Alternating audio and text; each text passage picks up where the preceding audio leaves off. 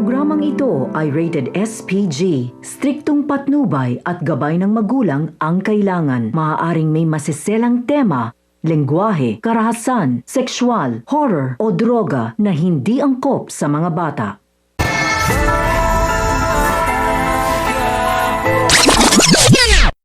Sinabi ni Ramon na papakasalan niya na si Monique. Mahalin lang umano siya nito, ngunit iginit ni Mokang na hindi talaga pwede dahil hindi pa umano siya handa at ang pamilya na ang prioridad na sa ngayon.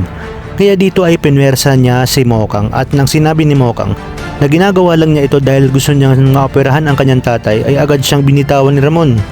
Sa kabilang banda, tinawagan naman ni Olga si Don Julio at sinabi na dadalhin niya umano sa mansyon ang anak ni Ramon. Sinabi naman ni Tinding kay Tess na gabi na umano bakit hindi pa ito natutulog.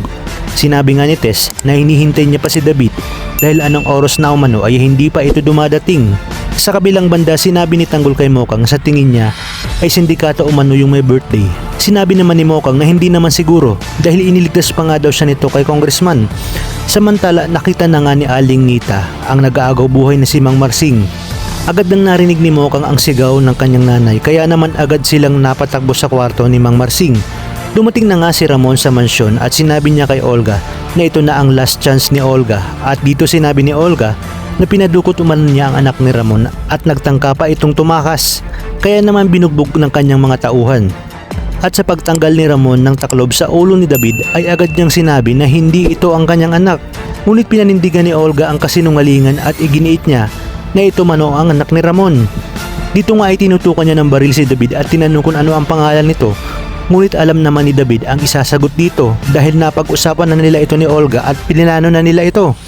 Sinabi nga ni Ramon kay Olga na ipapa-DNA test niya ito bukas na bukas at pag napatunayan niya umano na hindi si David ang tunay niyang anak ay isasama niya na umano si Olga sa hukay kasama si David na siya namang ikinagulat ni David.